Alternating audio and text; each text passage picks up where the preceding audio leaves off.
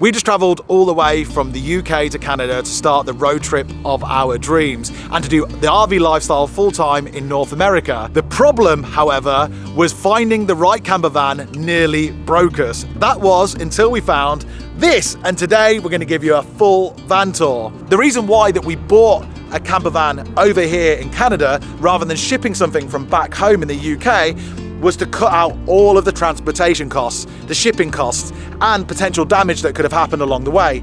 Plus, buying one out here is a little bit easier with regards to insurance. We get a lot more coverage, but really the whole point was that we wanted a vehicle that was quintessentially North American, something that would be just perfect for the job ahead and is a character within itself. And we believe we found the right van for the job, or at least we hope. We actually fell in love with this van straight away. And now I know you need to crack a few eggs to make an omelette, but the vans that we saw before this were of all different shapes and sizes, usually really big, like 25 foot longer. All of them were massive RVs, which would be great for space, but this one is a bit like a Goldilocks effect. It's not too big, it's not too small, it's sort of just right, at least we think so anyway. It's about 6 meters long, we think, which means it can fit into every space. I mean, we're in a parking space right now and it fits in nice and easy, so there's nowhere that this van can't go. Most of the vans out here are so different to camper vans, motorhomes that we have back in the UK, and we're so pleased to have found something so retro. This is over 30 years old, this 1994 Dodge Ram, and we are so pleased with it. What we loved about it when we first saw about it wasn't just the length of it, we thought that's the perfect length, but was also the height and the width.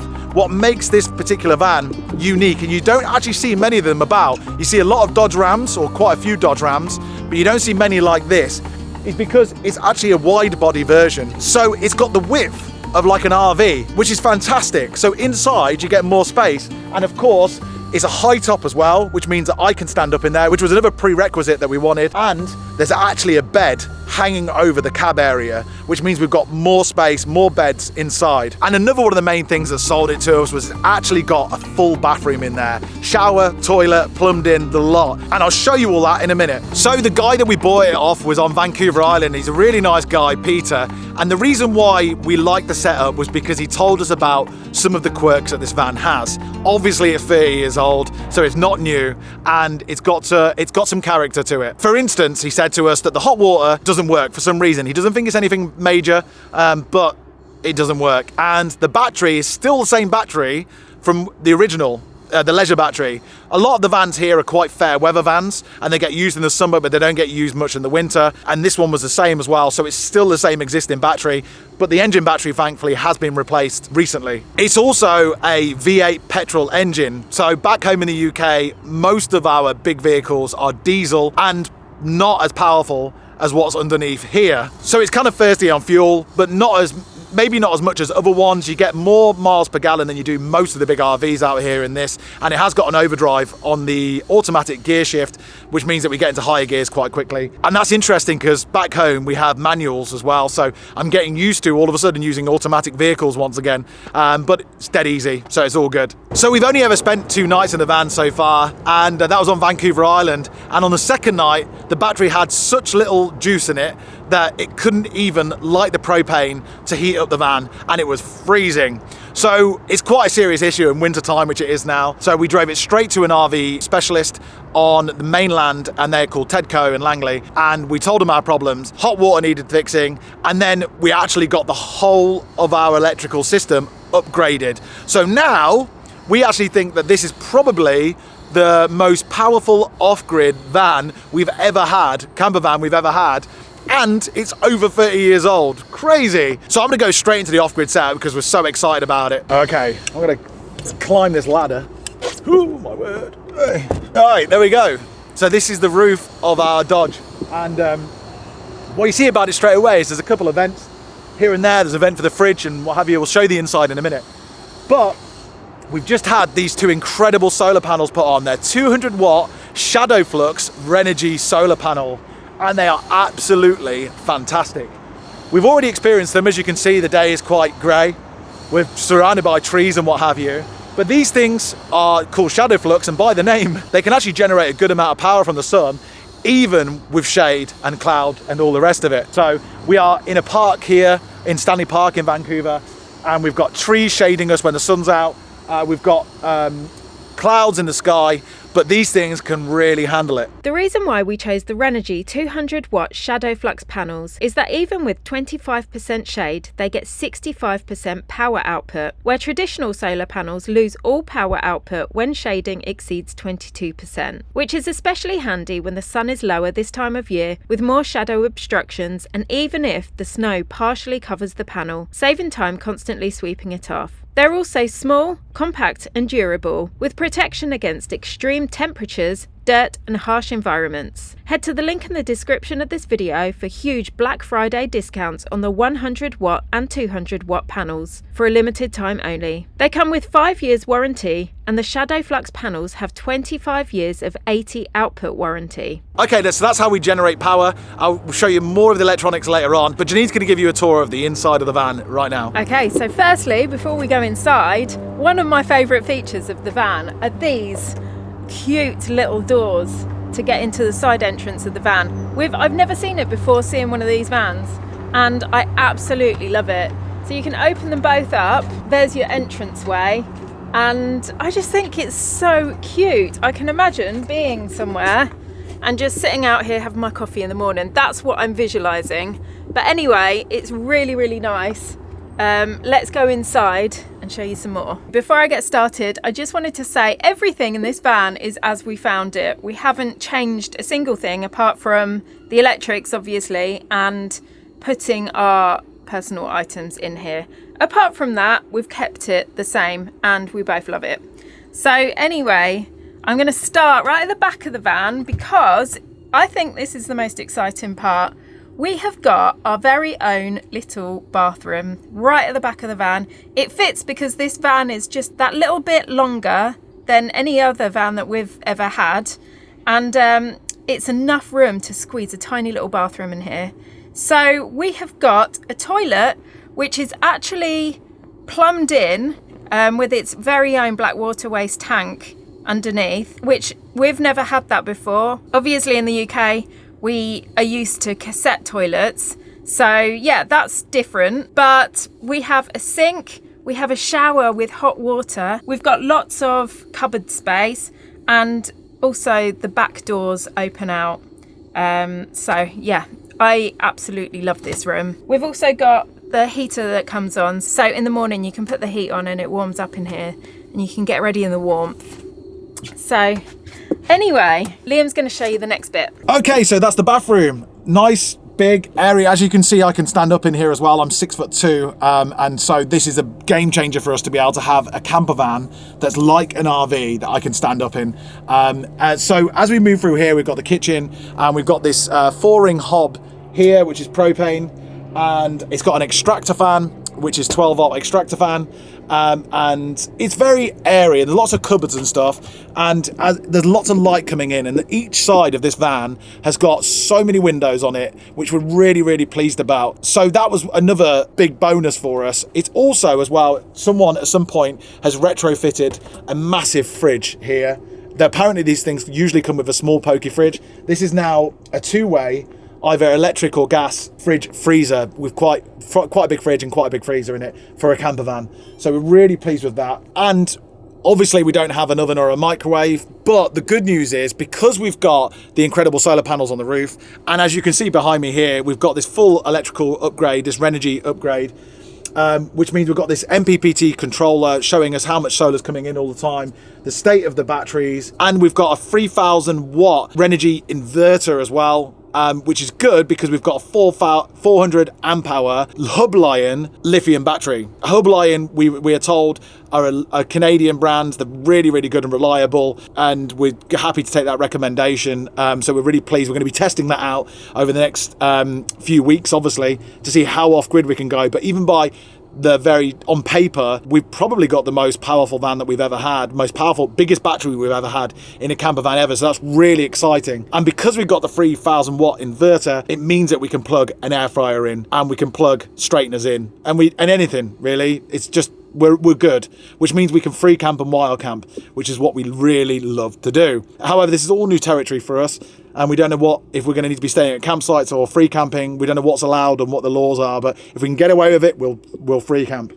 And as Janine mentioned as well, we've got heating, so it's propane heating. Back in the UK, we have diesel heating. I don't know what the pros and cons are for each of them, but there's a separate propane tank underneath the van that's dead easy to fill up. And we've got vents for that all the way through the van, which is great. And we've got, obviously, the hot water's working now, so we've got hot water in the sink here. We've got a double sink here and a sink in the back, which is great, so 3 sinks in total, really. And hot water in the shower. Moving into this part of the van, I just wanted to mention the feeling of space that we get in here. It's obviously a wider van and longer van, and it's also very tall as well. It is actually quite spacious. However, it does have a lot of windows in here, letting in a lot of light. And for us, when we're filming and stuff, that it's quite essential to have that natural daylight coming in. So we're both big fans of the windows.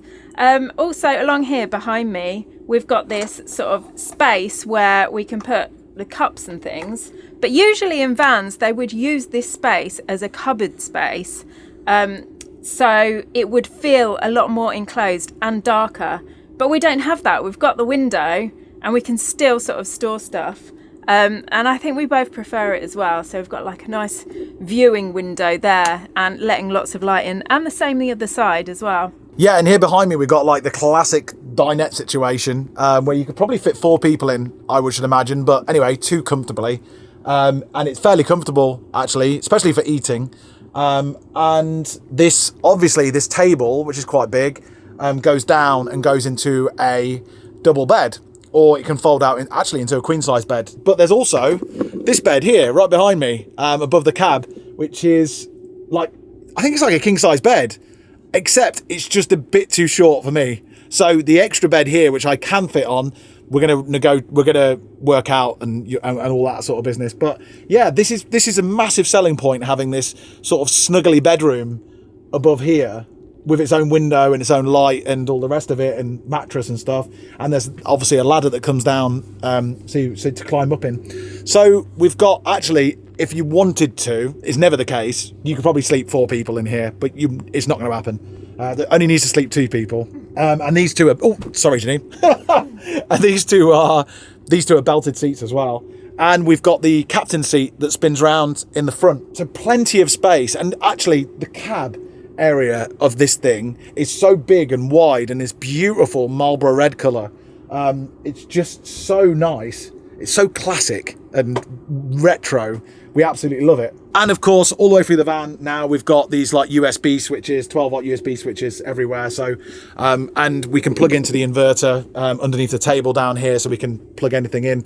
So much storage space, so much sleeping space, so much sitting space, and so much light. We are over the moon with it. I'm just going to show you the outside of it. Oh, and one last thing, we've got this vent here as well, which is a fan, so it either sucks or blows, and you can change the speeds on it, which is really good. Oh, and there's the still got the old monitor. It tells us how much fresh water we've got, how much grey water we've got, and how much black waste we've got. And then you obviously have to empty it outside. I'm just going to show you that quickly. Oh, it's a plane going overhead, seaplane.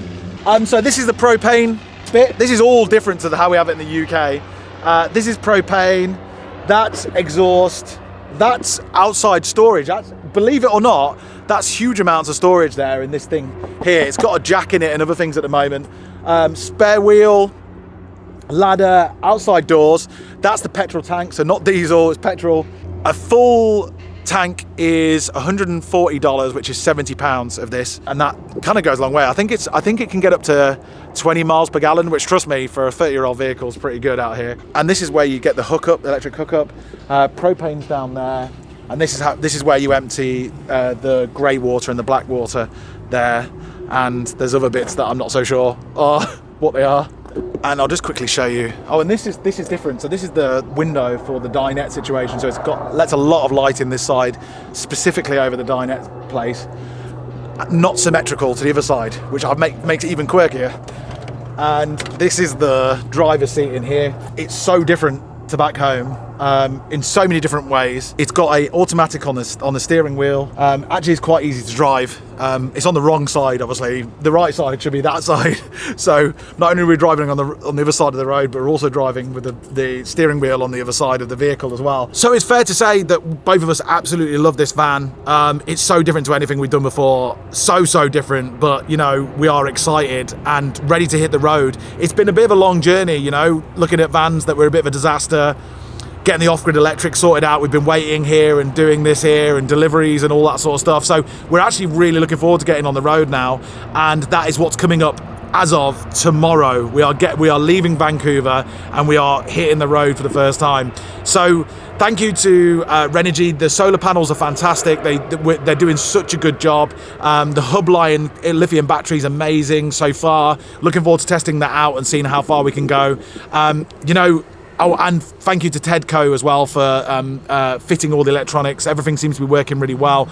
I think we may have turned a van, an RV that's meant for campsites, into something super off-grid, but we're going to find out as we go along. If anyone's got any tips or tricks along the way, if you know about V8 petrol engines, please let us know about any upkeep that we need to be mindful of.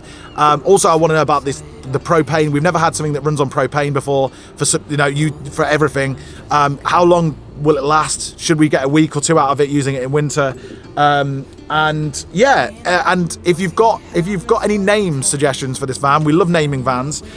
We've got a couple in mind, but if there's anything that pops into your head, sometimes we've had it in the past where people have commented and it's been better than the name that we've come up with. So please do let us know if you have anything about along those lines, any suggestions. And thank you for watching this video, hitting the like button, hype button, and subscribing. Because the next video is what happened in the first night being in this van, and it was a flipping steep learning curve, I'll tell you. Thank you for watching this video. We'll see you next week. Even in the hard times, you and I can weather any storm.